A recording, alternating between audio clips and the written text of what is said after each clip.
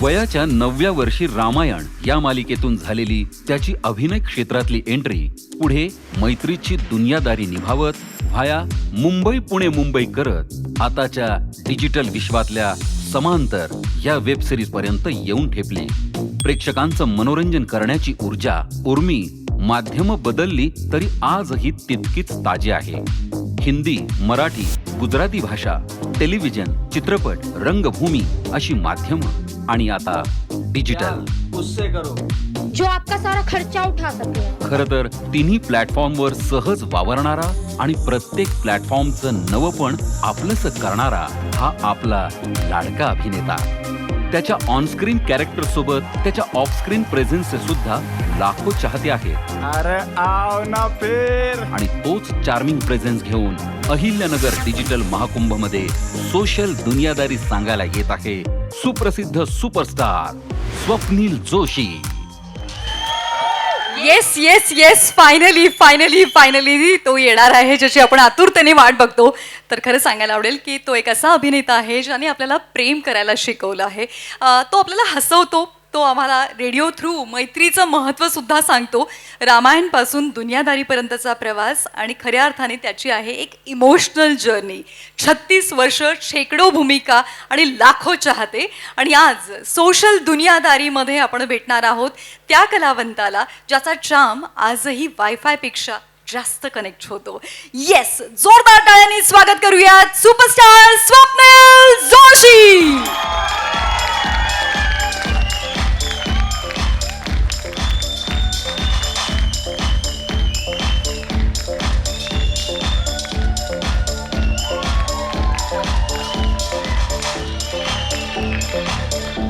प्रिय मित्रा, बस तू. अर्थातच सकाळपासून इथे कमाल कमाल कॉन्टेंट क्रिएटर्सचा प्रवास ऐकलेला आहे, खूप काही शिकायला मिळालेलं आहे. आणि तुझी तर शिकण्याची जी आपण म्हणूयात ना काय स्वभाव आहे तो तर अजूनही म्हणजे मी मागील 15 वर्षांपासून बघतीये.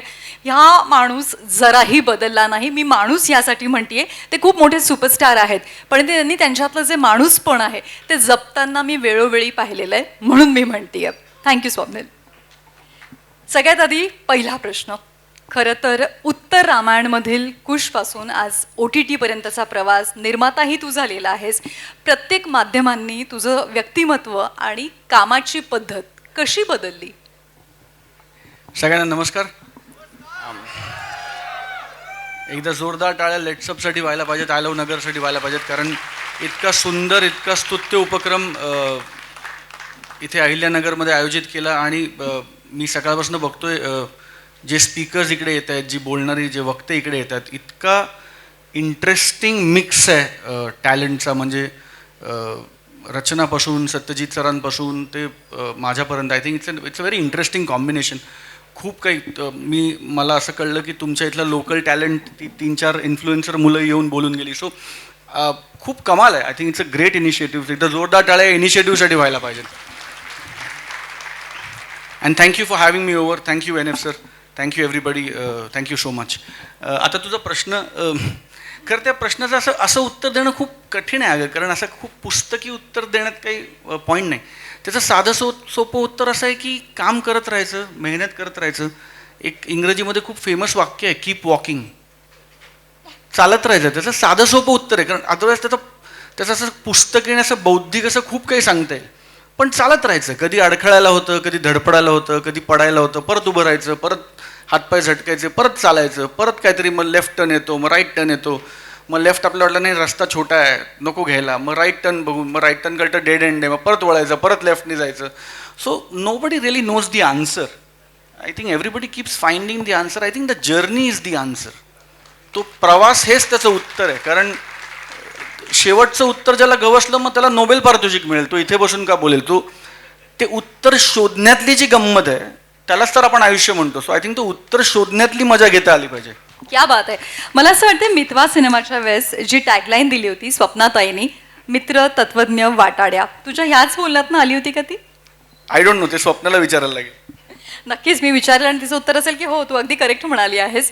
मला सांग की आज आपण जर पाहिलं तर डिजिटल विश्वातल्या सगळ्या कलाकारांशी, कॉन्टेंट क्रिएटर्सशी आपण बोलतोय, तर तू स्वतः ह्या डिजिटल जगामध्ये तू जेव्हा राहतोयस तेव्हा तुला काय वाटतं की कुठली गोष्ट तुला इथे टिकवून ठेवतीये, कनेक्ट की कॉन्टेंट?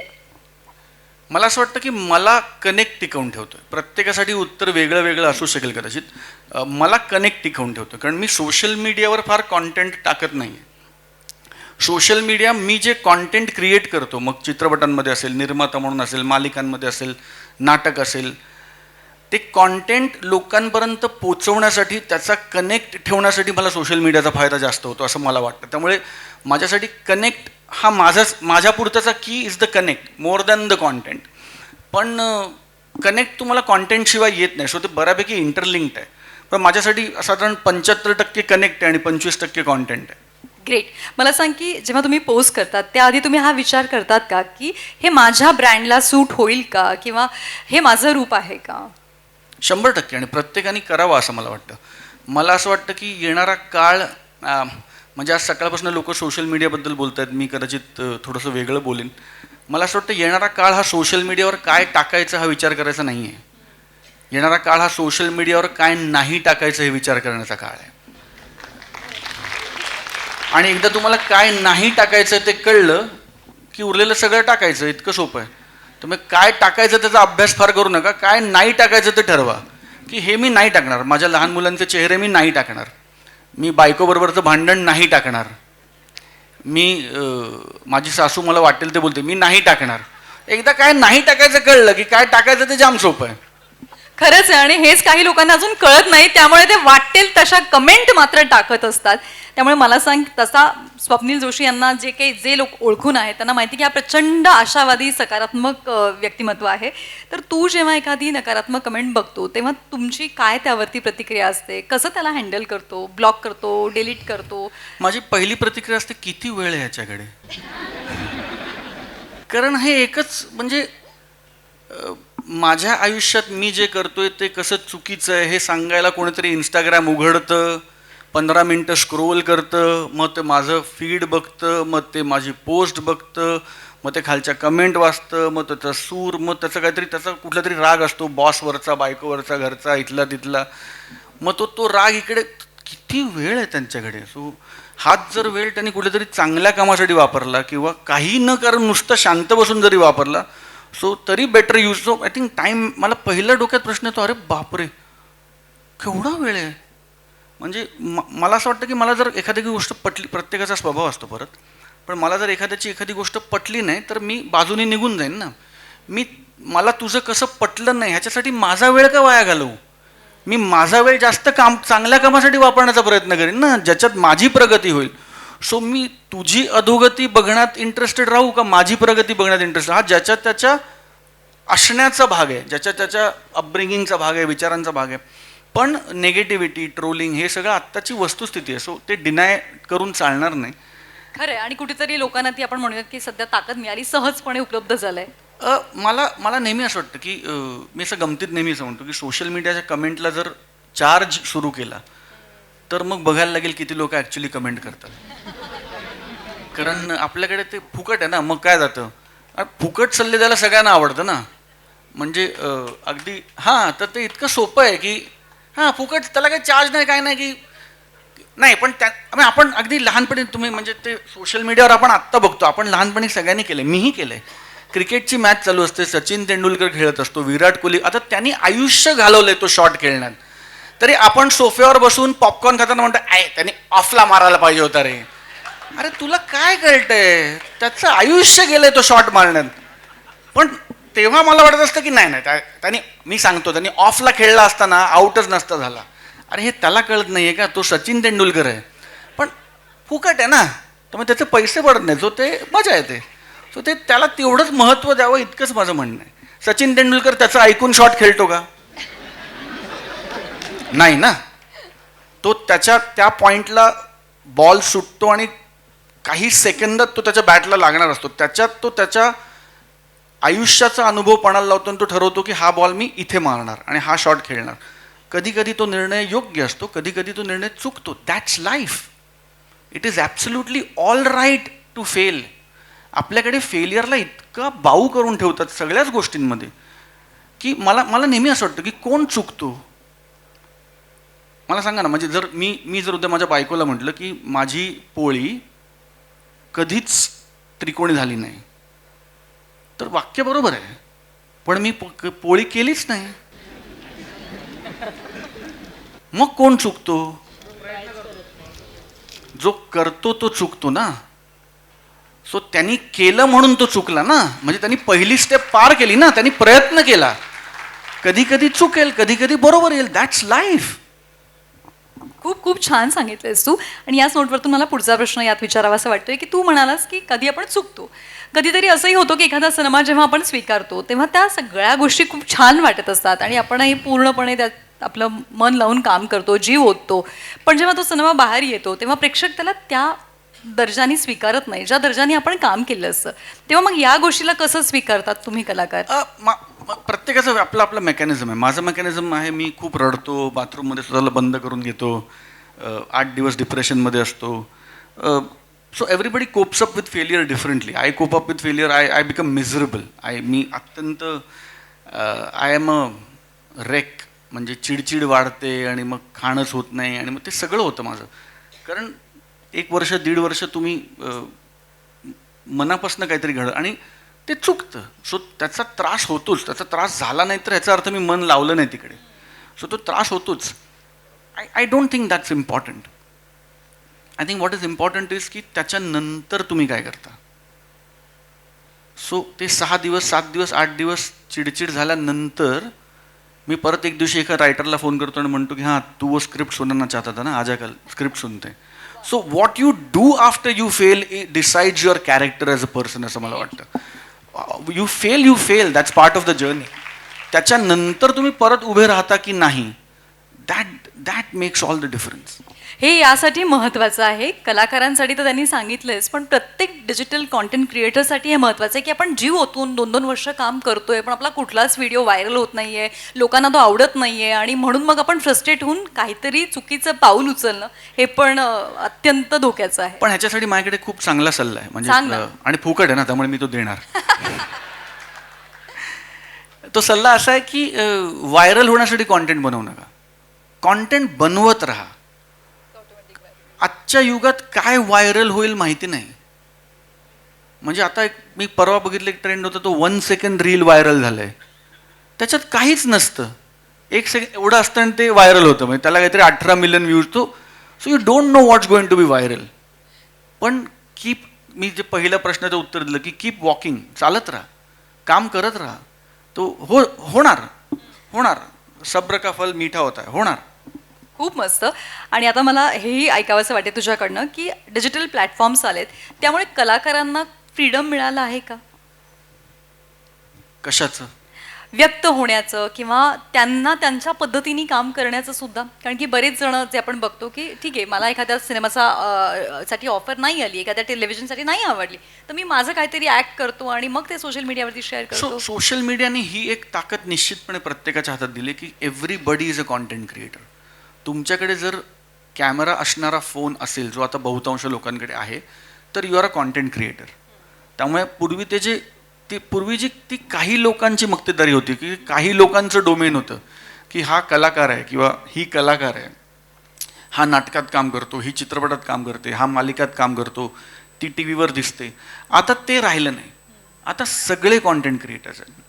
म्हणजे इथे उपस्थित प्रत्येक माणूस, आय एम शुअर प्रत्येकाचं इंस्टाग्राम आहे, फेसबुक आहे, प्रत्येकजण काही ना काहीतरी कॉन्टेंट टाकतोय, काही नाही तर ॲटलिस्ट काहीतरी चांगलं फॉरवर्ड तरी आपण टाकतोय आपल्या फीडवर. सो कॉन्टेंट क्रिएट करतोच होत आपण.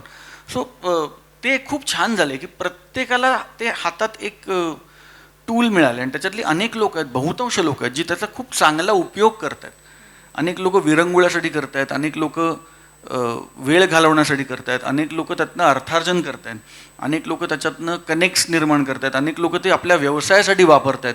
सो अनेक लोक त्यातनं ज्ञानसंपादन करत आहेत. So I believe, if I am not wrong, I think NF sir will correct मी, पण आय थिंक यूट्यूबचा नंबर 1 उपयोग हा DIY व्हिडिओजसाठी आहे. सो यूट्यूबवर एंटरटेनमेंट कॉन्टेंट आपल्याला वाटतं खूप भारी आहे, पण यूट्यूबचा नंबर 1 डाउनलोड्स हे डू इट युअर सेल्फ. म्हणजे काय, झाकण उघडत नाही आहे, मी ते कसं उघडू, ह्याच्यासाठी यूट्यूबचा वापर सगळ्यात जास्त होतो आहे जगात. हू थॉट की व्हिडिओ स्ट्रीमिंग प्लॅटफॉर्म इन्फॉर्मेशनसाठी यूज होईल असा.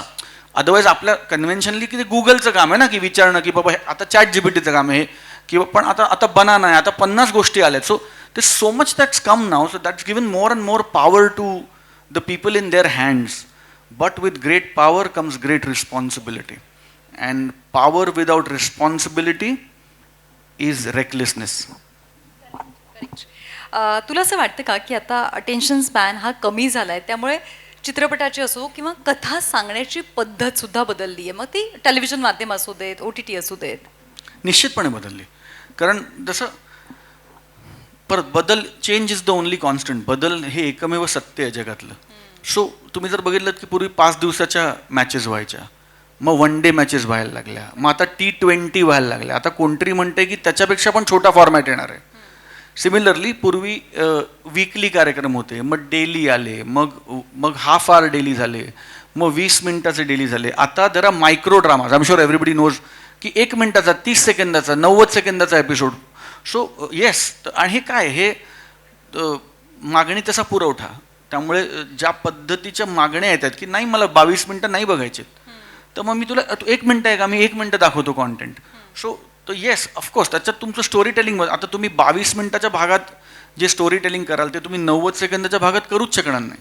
सो तुम्हाला 90 सेकंदाच्या भागांचं स्टोरी टेलिंग शिकावं लागणार. जर एखादा म्हणजे क्लासिक एक्झाम्पल आहे की ad film makers not necessarily are great film makers, and great film makers are not necessarily great ad film makers. कारण 60 सेकंद किंवा 90 सेकंदात गोष्ट सांगण्याची कला ही जेव्हा तुम्हाला 2 तास मिळतात तेव्हा ती कला ट्रान्सलेट होईलच असं नाही, आणि वाईस वर्सा ऑल्सो. सो त्या माध्यमाचं ची लँग्वेज तुम्हाला शिकावी लागणार, आणि ती शिकता आली पाहिजे, इव्हॉल्व्ह होता आली पाहिजे. आणि ते येस, पण to answer your question, yes ते बदलत आहे, आणि बदल हा स्वीकारायला पाहिजे. 101%. बरं, मला सांग की कधी OTTवरती सतत ॲक्टिव्ह राहण्याचा स्ट्रेस येतो का, तो दबाव वाटतो का? नाही, अजिबातच नाही. म्हणजे मला असं वाटतं की दबाव कसलाच नसावा. दबाव फक्त स्वतःला सातत्याने रिइन्व्हेंट करण्याचा असावा. हॅविंग सेड दॅट, हे खूप युटोपियन वाक्य आहे. अनेकांना अनेक प्रकारचे दबाव असतात, अनेकांना आर्थिक दबाव आहेत, अनेकांना EMIचा दबाव आहे. So everybody's life is different. So मी काय, I have no right to sit in the high chair and tell you की अरे दबाव ठेवू नका. प्रत्येकाचं आपापलं आयुष्य आहे, प्रत्येकाचे आपापले दबाव आहेत. पण त्याचा स्ट्रेस न घेणं किंवा त्याचा कमी स्ट्रेस घेण्याचा प्रयत्न करणं हे तर आपल्या हातात आहे किमान. सो दबाव आपण टाळू शकत नसलो तर त्याचा स्ट्रेस तरी टाळू शकतो. पहिल्याला आपल्याला समजून घ्यायला लागणार की या 2 पूर्णपणे वेगळ्या गोष्टी आहेत, दबाव आणि त्याचा स्ट्रेस.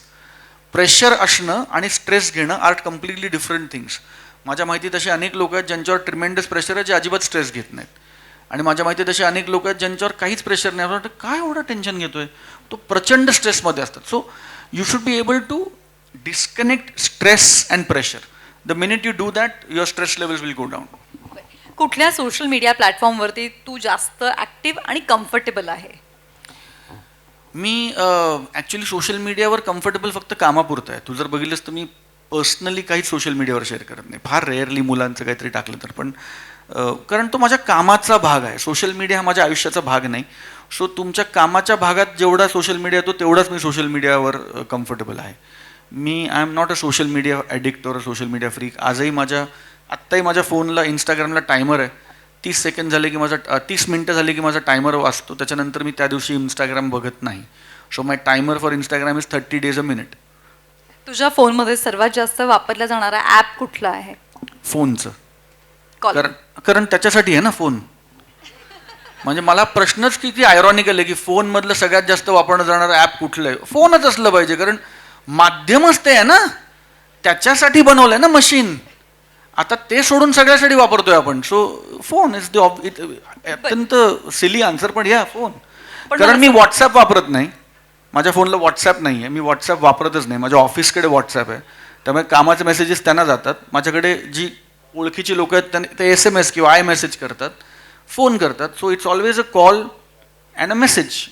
आणि इंस्टाग्राम वगैरे हे माझ्या की बाबा आज जे पोस्ट व्हायचं होतं ते पोस्ट झालं का, ते अमुक टाकायचं होतं ते झालं का, हे कोलॅब ॲक्सेप्ट करायचं होतं झालं का, ते त्याच्यासाठी टीम आहे. पण ते मी जस्ट टू ओव्हरलुक ते माझ्याकडे आहे. पण कधी असं होतं का की फोमो फील होतो कुठल्या गोष्टीचा, जसं आता तुम्ही व्हॉट्सॲपवरती नाही आहेत पण तुमची टीम कामासाठी म्हणून वापरते, तर आपण एखाद्या गोष्टीचा भाग नाही आहे याचं? नाही, अजिबात नाही. मी तुम्हाला सिरियसली सांगतो, म्हणजे तुम्ही हे करा असं माझं म्हणणं नाही, पण मी व्हॉट्सॲप आणि सोशल मीडियाचा वापर रेग्युलेट केला, टाळला नाही, हां, रेग्युलेट केला, आणि इतकी प्रोडक्टिव्हिटी वाढते, you will not believe it. त्यामुळे फोकस्ड काम सोशल मीडियावर, of course the apps want you to scroll, they want you to spend time there, त्यामुळे ते काही त्यात काही चूक नाही. पण सोशल मीडिया जर तुम्ही फोकस्ड वापरलं तर I think it's a brilliant tool. बरं, आणि आता AI आणि आपण ChatGPT बद्दल बोललो, तू त्याचा वापर करतोयस का आणि तुला ते कसं वाटतंय? आय थिंक इट्स अमेझिंग, खूप पॉवरफुल टूल आहे. आणि ChatGPT is just the brim of the iceberg. आता 50 टूल्स आहेत खाली, पण बदलून टाकणार आहे सगळं, आणि फार कमाली आणि फार वेगाने बदलतं आहे सगळं, आणि आपण सगळ्यांनी त्याच्यात लवकरात लवकर त्याच्यात पारंगत व्हायला पाहिजे, कारण अजून 5 वर्षांनी त्याला पर्याय नसणार आहे. आत्ता ते तुम्ही ऑप्शन म्हणून वापरताय, अजून 5 वर्षांनी ते ऑप्शन नसणार आहे. म्हणजे उदाहरणार्थ आत्ता ज्यांना व्हॉट्सॲप वापरता येत नाही त्यांचं जगणं कठीण आहे, कारण आता OTP पण व्हॉट्सॲपवर यायला लागलेत. सो तसं होणार आहे. अजून 5 वर्षांनी जर तुम्हाला AI कळत नसेल तुमच्या पुरता, तुमच्या कामाच्या स्कोपचा, तर तुमचं जगणं कठीण होणार आहे. It's going to change and it's going to change very fast. आजकाल सगळ्या पेरेंट्सचं असं वाटतंय की आपल्या मुलांचं खरंच खूप कठीण होणार आहे, कारण की सतत त्यांच्या हातामध्ये स्मार्टफोन किंवा कुठली ना कुठली तरी स्क्रीन त्यांच्याकडे, त्यांच्या डोळ्यासमोर असते. तू स्वतःच म्हणाला मगाशी की तुझा स्क्रीन टाईम तू एक ठरवलेला आहे, त्यामुळे तुझ्या घरातलं वातावरण जर आपण बघितलं तर दोन्ही मुलांचा स्क्रीन टाईम किंवा त्यांचं मोबाईलच्या बद्दलचं असणारं अट्रॅक्शन ते कसं आहे? त्यांना कमी दिलं आहे आम्ही मोबाईल. सो त्यांना दिवसाला अर्धा तास मोबाईल मिळतो त्यांना, पण any half hour they choose. जेवताना फोन मिळत नाही आणि झोपायच्या आधी 1 तास फोन मिळत नाही. Apart from that they have अर्धा तास आहे त्यांच्याकडे, they can use the phone whenever they want to. Amazing. तुझ्या सिनेमाच्या स्टोरीज आम्ही बघत असतो आणि त्यातनं नवीन स्टोरीज क्रिएट होत असतात. राघव आणि मायराला तू बेड टाईम स्टोरीज सांगतो का? हो, येस, सांगतो. मी अत्यंत अभिमानाने सांगतो की माझी दोन्ही मुलं झोपायच्या आधी रोज 10 पानं वाचतात, पुस्तकाची 10 पानं वाचतात रोज. आणि हे इंटरव्ह्यू पुरतं सांगण्याचं नाही आहे, ते त्यांचं वाचन. इनफॅक्ट मला सांगायला अत्यंत आनंद होतो, हे डिजिटलचं माध्यम आहे खरं, पण मायरा जिचं वय 9 आहे, तिने स्वतःचं पहिलं 14 पानांचं पुस्तक पब्लिश केलं आहे. वाव. गोष्टीचं एक तिने लहान मुलांची गोष्ट लिहिली, द वॉर ऑफ पीस नावाने, आणि त्याचं पुस्तक तिने पब्लिश केलं आहे. तिच्या स्कूलमध्ये काहीतरी कॉम्पिटिशन होती, मग तिने ती लिहिली 14 पानं, तिच्या हिशोबाने लिहिली आणि ती सबमिट केलीत. आता बघू त्याला बक्षीस मिळतं की नाही, पण हो, मुलांना वाचनाचं वेड मी लावतोय. आणि सोशल मीडियाचा उपयोग तिथेही होतो, बाय द वे. म्हणजे आपण सोशल मीडियाबद्दल बोलतोय तर परत आपण विषयावर येऊया. आता तुम्ही किंडलवर पुस्तकं वाचू शकता. सो तुम्ही सोशल मीडिया स्वतः काहीच करत नाही. तुम्ही सोशल मीडिया वापरता कसं त्यावर ठरतं ते चांगलं आहे का वाईट आहे. वापरता कसं आणि वापरता किती, या दोन्ही प्रश्नांच्या उत्तरामध्ये दडले की सोशल मीडिया तुमच्यासाठी योग्य आहे का अयोग्य आहे. तू म्हणालास की तिने वयाच्या 9व्या वर्षी स्वतःचं पुस्तक लिहिलेलं आहे. छोटं आधी जरी असू दे ना, तू पण वयाच्या 9व्या वर्षीच पहिल्यांदा काम केलं ना, Oh, yes. तुझी परंपरा तिने. I didn't think of it like that. Oh, yes, yes. So आपण म्हणूया खऱ्या अर्थाने वडिलांचे सगळे गुण मुलीमध्ये उतरलेले आहेत. पण मुलाच्या बाबतीत काय? कारण की मी बघते राघव खूप नटोरियस आहे. हो, नटोरियस, एकदम मस्तीखोर आहे. Raghav will hopefully become the youngest black belt in Mumbai next year. He is just become a red one. परवा त्याला बेल्ट मिळाला. So he seriously in to taekwondo, serious taekwondo करत होतो, आणि he will be one of the youngest black belts in Mumbai next year. So thankfully माझी दोन्ही मुलं खूप फोन वेडी नाही आहेत. मी पहिल्यापासून त्यांना ठेवलं, कारण काय झालं, राघव तर कोविड चाइल्ड आहे, त्यामुळे लहानपणापासून त्याला लॅपटॉप आणि सगळं, कारण सुरुवातीला शाळेत पहिलं वर्ष तो शाळेत लॅपटॉपवरच गेला. मला आठवतं आहे त्याच्यानंतर पहिल्यांदा जेव्हा फिजिकल शाळा सुरू झाल्या तेव्हा राघव शाळेत जाऊन आला आणि संध्याकाळी तो लीना म्हणली की चला त्याला बॅग भरा उद्या परत. तर तो म्हटला आता उद्या परत का जायचं, जाऊन आलं ना, झाली आता शाळा. मग कारण त्याला कॉन्सेप्टच माहिती नव्हता की रोज शाळेत जायला लागतं, कारण गेलाच नव्हता कोविडमध्ये. सो मग त्याला सांगितलं की नाही रोज जायला लागतं शाळेत. मग त्या लक्षात आलं की अरे बापरे, हे प्रॉब्लेमॅटिक आहे, रोज जायचं. तर तो 8 दिवस त्याच्यात गेले की हे ह्याला काय होतं, रोज काय जायचं शाळेत. पण त्यामुळे मग आम्ही त्या दोघांना कॉन्शियसली ट्राय केलं की, तेव्हा कोविडमध्ये सगळ्यांचंच इतकं व्ह्यूइंग झालं आहे ना, मग आम्ही कॉन्शियसली ट्राय केलं की त्यांचे लॅपटॉप्स, त्यांचे स्क्रीन टाईम्स खाली आणूया. वेळ लागला आम्हाला, पण गेल्या 2-3 वर्षात आम्ही सातत्याने ते करून आता मी म्हणत होतो, आता मुलांना पण त्याची सवय लागली. म्हणजे तो नुसता बसला, त्याला म्हटलं की फोन हवा आहे का, तो म्हणतो नको मी कार स्पेंड करतो, मग तो कार स्पेंड करतो. सो सवयीचा भाग आहे. I think just a matter of सवय. खूप छान. बऱ्याचदा आपण हे ऐकलेलं आहे की सुपरस्टारची मुलं म्हटलं की ती फार बिघडलेली असतात, व्यसनांच्या आहारी गेलेली असतात. पण त्याआधी आर माधवनजी यांच्या मुलाने जेव्हा देशाचं नाव मोठं केलं तेव्हा प्रत्येकाला वाटलं की अरे हे भारी आहे, यांचं अपब्रिंगिंगच खूप वेगळं आहे. आणि आता आपण असं म्हणू शकतो की आपला मराठी सुपरस्टार स्वप्नील जोशी देखील त्याच्या मुलांना तसंच वळण लावतोय, हो की नाही? प्रयत्न करतोय. थँक्यू स्वप्नील हेही सांगितल्याबद्दल. सोशल मीडियाच्या वापराबद्दल जर आपण बोलतोय तर फिल्म मार्केटिंगमध्ये याचा कसा फायदा होतो असं तुला वाटतंय? कारण आज चित्रपट हिट झाला का, फ्लॉप झाला का, हे सोशल मीडिया ठरवते. याचं म्हणजे मी पण सिनेमाला प्रमोट करते, त्यामुळे मला खूप वाईट वाटतं की अरे तुम्हाला माहितीच नाही त्याच्यामागे किती किती जणांचे कष्ट आहे आणि तुम्ही अरे फ्लॉप पिक्चर आहे न बघता बोलतात. त्यामुळे या बाबतीत तुझं म्हणणं मला जाणून घ्यायला आवडेल. हे बघ, ते दुधारी तलवार आहे सोशल मीडिया ही. त्याचे फायदे आहेत तसे त्याचे तोटे पण आहेत. सो जर आम्ही प्रमोशनसाठी सोशल मीडिया वापरतो आणि आम्ही त्याचा फायदा घेतो तर त्याच्याबरोबर येणारा तोटा पण आम्ही स्वीकारला पाहिजे. We cannot run away from that. आम्ही फक्त त्याचा फायदा घेणार आणि त्याचा तोटा होऊ नये असं म्हणणार, असं नाही होऊ शकत, कधीच नाही होऊ शकत. Every coin will have two sides. त्यामुळे त्याचा तोटा होतो, निश्चित होतो. पण शेवटी मला असं वाटतं की चित्रपट हे माध्यम असं आहे की इव्हेंच्युअली तो चित्रपट तुमच्या लक्षात राहतो जर तो चांगला असेल तर. म्हणजे तुमच्या माहितीत अनेक सिनेमे असतील तुम्ही म्हणतात की अरे नाही लागला तेव्हा फार काही चर्चा नाही झाली, पण मी पाहिला OTTवर, छान सिनेमा आहे अगं. So a good film will always stand out as a good film. Maybe now, maybe later. कदाचित ते आत्ता त्याच्यात निर्मात्याचं नुकसान होतं, त्याबद्दल फार वाईट वाटतं, कारण मी निर्माता पण आहे. निर्माता कधी कधी प्रॉपगँडामुळे सिनेमा न चालणारा सिनेमा चालतो, किंवा प्रॉपगँडामुळे कधी कधी बरा सिनेमा चालत नाही. आणि कधी कधी त्याची कारणं चित्रपटाशी निगडीत नसतातच, वेगळीच कारणं असतात. सो कशावरनं ट्रोल होईल तुम्हाला माहिती नाही. सो पण that's the reality of this life. आणि the sooner we accept it, the sooner we can move on. Great. जर पूर्वीच्या काळामध्ये सोशल मीडिया असतं तर कोणते मराठी स्टार्स आहेत ज्यांचं फॉलोअर्स तुला असं वाटते की सर्वाधिक असलं असतं? मला वाटतं लक्षा मामा. लक्षा मामाचे काय फॉलोअर असते यार. म्हणजे अजून त्यांचं म्हणजे आता नुसतं नाव घेतलं लक्षा मामाचं तर टाळ्याला. तो इमॅजिन जर ते सोशल मीडियावर असते आणि जर लक्षा मामा जर आपल्याला दिसू शकले असते रोज आणि इंस्टाग्राम आणि या सगळ्यावर, तर काय त्यांचं crazy fan following. Dada Kondke साहेबांचं क्रेझी फॅन फॉलोइंग असतं. कारण आत्ता जो ह्युमर आपण सोशल मीडियावर रील्सच्या माध्यमातून बघतो, तो ह्युमर त्यांनी तेव्हा चित्रपटात आणला आहे. आणि तो ह्युमर अजून सस्टेन होतो 30-40 वर्षानंतर. जिथे कालचं रील तुम्हाला आज लक्षात राहत नाही, तिथे दादा कोंडकेंचे चित्रपट आणि त्याच्यावर अजूनही लाफ्टर येतं. नुसता विचार केला तरी लाफ्टर येतं. सो इमॅजिन त्यांचं काय सोशल मीडिया फॅन फॉलोइंग असतं. खूप जबरदस्त, हो की नाही? कमाल, क्रेझी. लक्षा मामा आणि दादा कोंडके. ग्रेट. आता ना मी तुला इकडे काही दाखवणार आहेत, काही मीम्स तुझ्या दिशेने येणार आहे. हां हां.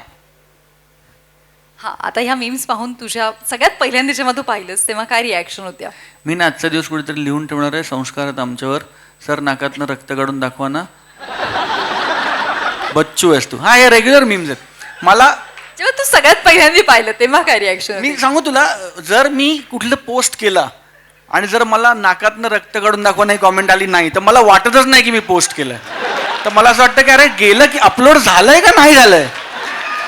म्हणजे हे पब्लिश, मग मी चेक करतो की हे झालंय नक्की. हा, झालंय 10 मिनिटापूर्वी. मला अजून आली कशी नाही कमेंट. सो मला असं वाटतं की प्रत्येकाचा एक सक्सेसचा हॉलमार्क आहे ना, तर माझी पोस्ट व्हायरल होते याचा हॉलमार्क आहे की त्याच्यावर ही कमेंट आली पाहिजे. ही कमेंट आली म्हणजे पोस्ट व्हायरल होते. कमेंटच नाही, आजकाल इमोजीस पण येतात त्या. पण मीम्सचं तर आहे ना. मला असं वाटतं की memes are today's tools to be relevant. म्हणजे you would be surprised. I tell you a back end secret. आमचे अनेक मीम्स आम्ही स्वतः प्रमोट करतो. Because that's one of the fastest ways to grow in terms of virality. So you will be surprised, including Bollywood stars and including us and including a lot of people, you will be surprised that a lot of our memes that are in the market are done by us. So while you laugh at us, we get viral. भारी. स्वप्नील, तुमची मित्रांसोबतची दुनियादारी online असते की offline? Offline. आणि तुमच्या मते social दुनियादारी म्हणजे काय? Social दुनियादारी म्हणजे जेवढं सोशल तेवढीच दुनियादारी. जे शोषणार नाही ती करू नका. भारी, खूप भारी वाटतंय. आता आपण वळणार आहोत त्या राऊंडकडे ज्याचं नाव Sure. आहे अर्थातच रॅपिड फायर राऊंड. ओके. आणि तुझा आवडता शब्द.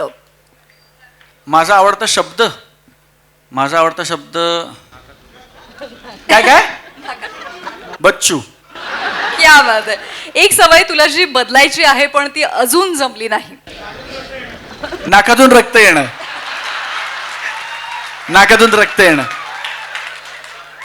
श्रेया. ओके, तुझा ड्रीम रोल कोणता? माझा ड्रीम रोल माझा पुढचा चित्रपट असेल तो. कारण my every next film is my dream role. Beautiful. तुझी एक को ऍक्टर जी तुझी 2AM फ्रेंड आहे, देवाच्या कृपेने खूप आहेत, म्हणजे या दोघी आहेत ऍक्च्युली. त्यातलं एक नाव नाही सांगायचं. अगं दुसरी मला जोड्याने मारेल. कोण मारू शकतं? दोघी मारू शकतात. या दोघी माझ्या अत्यंत लाडक्या मैत्रिणी आहेत आणि दोघी माझ्या, तुला तर माहिती आहे, या दोघी माझ्या 2AM फ्रेंड्स आहेत आणि मी या दोघींचाही 2AM फ्रेंड आहे. So I think we are extremely thick. I mean very blessed. मी खूप भाग्यवान आहे की मला खूप चांगल्या नायिका मिळाल्या. मला नेहमी असं वाटतं की चित्रपटात जर तुम्हाला एखादा नायक भावतो तर त्याचं मोठं श्रेय त्या नायिकेला असतं. कारण तिच्या नजरेतनं तुम्ही त्या आणि सेम तुम्हाला जर नायिका भावली तर ते श्रेय नायकाचं आहे. कारण तिच्या नजरेतनं तुम्ही त्या नायकाला बघत असता. आणि I think I am extremely lucky that I have got to work with some really gorgeous women. म्हणजे सोनाली असेल, सई असेल, मुक्ता असेल, अमृता असेल, प्रार्थना असेल. I think they are extremely gorgeous women on screen and I am extremely fortunate की मला त्यांच्याबरोबर काम करता येतं. लवली. येस, दुनियादारी बोलूयात. मला माहिती तुमच्या मनातला प्रश्न तो मी पण घेणार आहे. दुनियादारी पुढे येतोय, हो ना? घेतो काका. तुमची कमेंट आली तुमची. ओके, सोशल मीडियावरची कुठली कमेंट आहे जी तुझ्या अजूनही लक्षात आहे? सोशल मीडियावर बाकी नाकातनं रक्त काढा वगैरे तर मजा आहेच. पण सोशल मीडियावर एक कमेंट आली होती जी मला फार आवडली होती. मी काहीतरी एक अशी पोस्ट टाकली होती आणि त्याच्यावर कोणतरी खाली लिहिलं होतं की काल माझी बायको पळून गेली आणि तुम्ही फोटो टाकताय.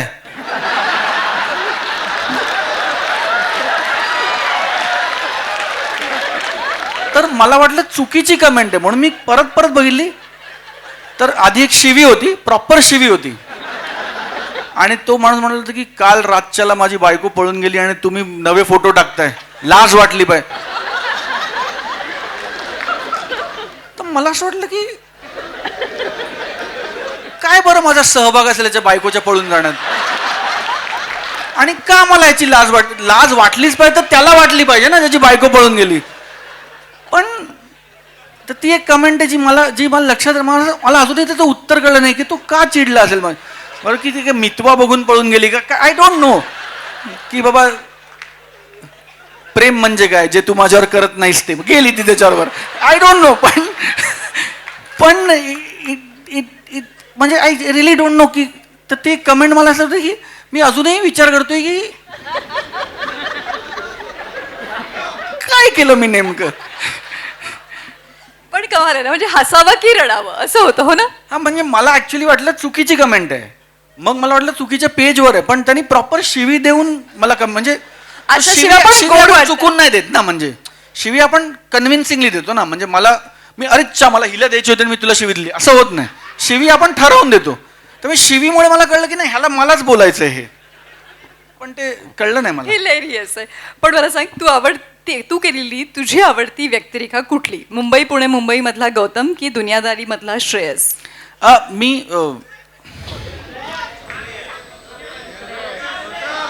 इकडनं गौतम इकडनं श्रेयस असं म्हटलं. सगळी मी सांगतो काय झालंय. सगळी मुलं म्हणतात श्रेयस, सगळ्या मुली म्हणतात गौतम. सो मला असं वाटतं की दोन्ही व्यक्तिरेखांची आपली गंमत आहे. मुंबई पुणे मुंबई मधला जो गौतम आहे त्यांनी मराठी चित्रपटांना लव्ह स्टोरीज दिल्या.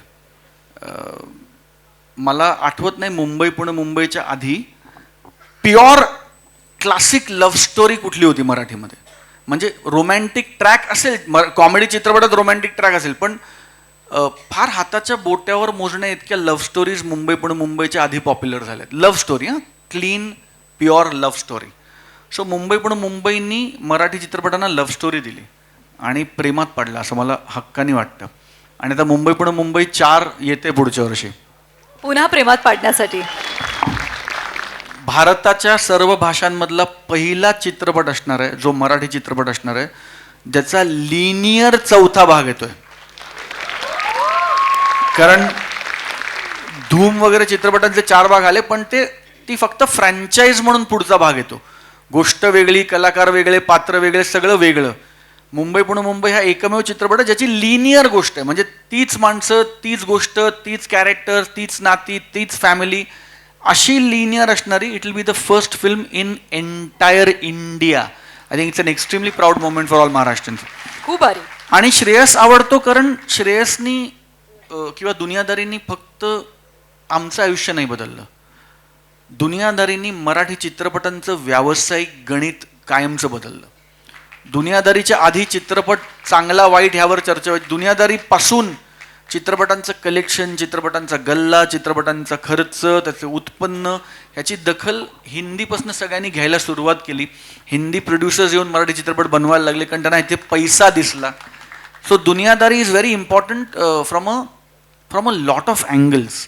त्यामुळे श्रेयस आणि गौतम दोघांनीही खूप मोठं कॉन्ट्रीब्युशन केलं आहे माझ्या आयुष्यात आणि रसिक प्रेक्षकांच्या, असं मला वाटतं. नक्कीच. आणि म्हणून प्रेक्षक देखील दुनियादारी 2ची आतुरतेने वाट पाहत आहेत. Yes.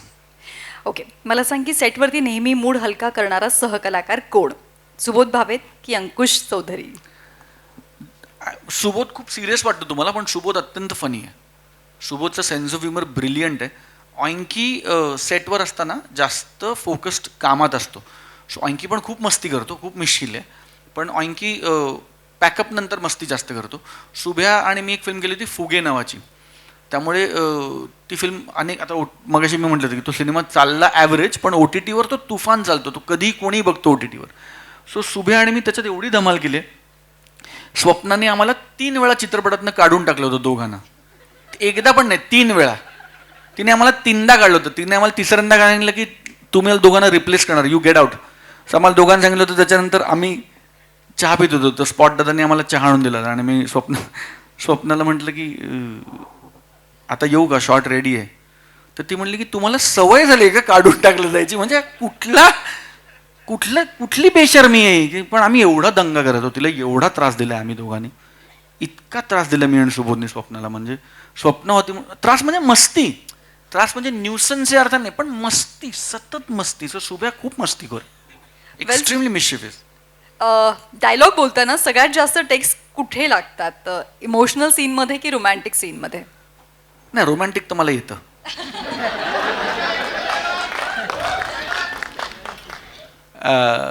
Emotional scenes are very difficult. कारण इमोशनल सीन्स ते खरे वाटले पाहिजेत, ते तुमचे म्हणून आले पाहिजेत आणि त्या पात्राची जर्नी तुम्हाला त्या सीनमध्ये सांगता आली पाहिजे. So emotional scenes are very difficult. चल ना मग एखादा डायलॉग व्हायलाच पाहिजे आता. इमोशनल का रोमॅन्टिक? रोमॅन्टिक. मी साधा सोपा डायलॉग. अहिल्यानगर और मेरी यारी, मग भोकात गेली दुनियादारी. ओके, तुमचे आवडते डिरेक्टर कोण आहेत? आवडते डिरेक्टर कोण आहेत? सतीश राजवाडेजी की संजय जाधव सर? सतीश. कारण सतीश बरोबर मी जास्त काम केलं. संजय बरोबर मी त्या काळात खूप काम केलं, पण नंतर खूप काम. सतीश बरोबर मी मुंबई पुणे मुंबईचे 3 भाग केले. नंतर सतीश बरोबर मी एका लग्नाची दुसरी गोष्ट नावाची खूप गाजलेली मालिका केली, ज्याचा दिग्दर्शक सतीश होता. त्याच्यानंतर सतीश बरोबर मी समांतरचा अख्खा पहिला सीझन सतीशने डिरेक्ट केला आहे. सो जी वेबसिरीज जिने धुमाकूळ घातला भारतभर, ती सतीश बरोबर माझी लॉन्जिटिव्हिटी खूप जास्त आहे कामाची. सो सतीशचं काम मला प्रचंड आवडतं आणि होपफुली त्यालाही मी आवडत असणार म्हणतो सातत्याने. आता त्यांनी प्रेमाची गोष्टमध्ये सांगितलं की तू पाहिजे पिक्चरमध्ये, छोटा रोल तर छोटा पण तू पाहिजे. So I think Satish and me. Yes. Sanjay पण माझा अत्यंत लाडका दिग्दर्शक आहे. संजयबरोबर अनफॉर्च्युनेटली मी गेल्या अनेक वर्षात काम नाही केलं, कारण संजयनीच काम कमी केलं आहे गेल्या अनेक वर्षात. पण सतीश येस. आणि आता पुढे हाही प्रश्न विचारावा वाटतोय की समांतर 3 येणार का? समांतर 3 यावं अशी आमच्या सगळ्यांची मनापासून इच्छा आहे. पण ना कुठलीही कलाकृती घडते तेव्हा पडद्याच्या पुढची गणितं आणि पडद्याच्या मागची गणितं ही 2 पूर्णपणे वेगळी गणितं असतात. सो MX नावाच्या एका चॅनलनी समांतर प्रोड्यूस केली होती. आता MX ॲमेझॉननी विकत घेतला आणि आता decision making Amazon. So it's not as easy as it sounds. आता ते परत सगळं ग्रीनलिट करणं, will have to go through the entire process with Amazon now to get it done. So wishful thinking की हो यावी, practical thinking I don't know when. Okay, आता ना पुढचं सेगमेंट जे आहे ते 5 सेकंडचं आहे. ओके ठीक आहे, 5 सेकंदाच्या आत तुम्हाला उत्तर द्यायचं आहे. ओके. तुझा सोडून तुम्ही हेल्प करा मला. तुझा सोडून इतर चित्रपटातला तुझा आवडता डायलॉग. माझा सोडून इतर चित्रपटातला तुझा आवडता डायलॉग. चड्डीत राहायचं. सईचा डायलॉग आहे क्लासमेट मधला. हो ना. तुझा शेवटचा गुगल सर्च. माझा शेवटचा गुगल सर्च. अहिल्यानगरला पटकन कसं येऊ. तुझ्या बकेट लिस्ट मध्ये कुठल्या 3 गोष्टी आहेत ज्या अपूर्ण आहेत. बकेट लिस्ट मला माझ्या दोन्ही मुलांबरोबर अख्खं जग फिरायचंय. ऑब्व्हियसली ते अपूर्ण कारण ते खूप लहान आहेत. मला 100 कोटीचा मराठी सिनेमा बनवायचा आहे मी रिटायर व्हायच्या आत. आणि मला मराठी चित्रपटला ऑस्कर जिंकताना बघायचं. तो माझा असला तर नथिंग लाईक इट, पण मला मराठी चित्रपटांना ऑस्करला जिंकताना बघायचं. लवली. कोणत्या रील किंवा कॉन्टेंट क्रिएटरला तू फॉलो करतोस. अनेकांना फॉलो करतो मी. मी राज शमानीला फॉलो करतो. मी बिअर बायसेप्सला फॉलो करायचो, हल्ली एवढं करत नाही.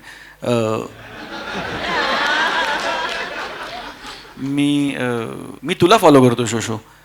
सो तुझी जी मुलं आहेत छोटी छोटी त्यांच्याबरोबर तुझे व्हिडिओज बघतो, फार भारी वाटतात मला. थँक्यू. माझी मुलं कोण आहे तुम्ही सर्च करा नक्की. येस, शोशोचा कॉन्टेंट बघा, you love it. It's so endearing. यालाच म्हणतात टीजर देणं. ते एका निर्मात्याला खूप चांगलं जमतं. Last question. पहिली क्रश क्लासमेट की सिनेमातली हिरोईन. क्लासमेट म्हणजे क्लासमेट सिनेमा नाही, माझी क्लासमेट. नाव. कोण म्हणलं रे नाव. कोण म्हणलं. तू तुझ्या पहिल्या गर्लफ्रेंडचं नाव सांग, मग मी सांगतो. नाही ना. स्वतःवर आला की लगेच. कुठं आहे मॅडम. कुठे आहे. कुठे आहेत मॅडम. कुठे आहेत. संध्याकाळी घरी गेल्यावर एक चर्चासत्र होऊ दे. ते संध्याकाळी घरी गेल्यावर 1 नंतर जो काही पॉज घेतला. आणि व्हायरल व्हायचं असेल तर लाईव्ह करा. फॅन्टॅस्टिक. मजा आली. खूप छान वाटतं. आणि नेहमी तुझ्यासोबतच्या गप्पा ज्या आहेत त्या खूप काही शिकवणाऱ्या असतात आणि अत्यंत सकारात्मक असतात. चेहऱ्यावरती नेहमी स्मितहास्य, बोलण्यामध्ये गोडवा आणि अभिनयामध्ये सच्चाई ही आहे स्वप्नील जोशी यांची खासियत. क्या बात. आणि